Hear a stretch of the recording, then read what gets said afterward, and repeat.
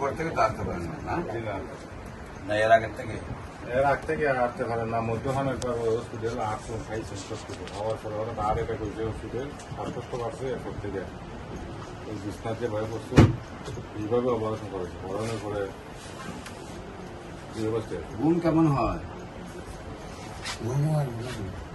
খাবার রুচি কেমন, প্রস্রাব ক্লিয়ার নেই, পায়খানা ক্লিয়ার নেই, খাওয়া দাওয়া কম, পায়খানা ক্লিয়ার নেই। সবচেয়ে বেশি অসুবিধা কি হয়, আসতে পারেন না, ব্যথা আছে নি, কোন জায়গায় ব্যথা হবে? বা আসলে টিফাইন আপনার ব্যথা হলে আমরা ঠিক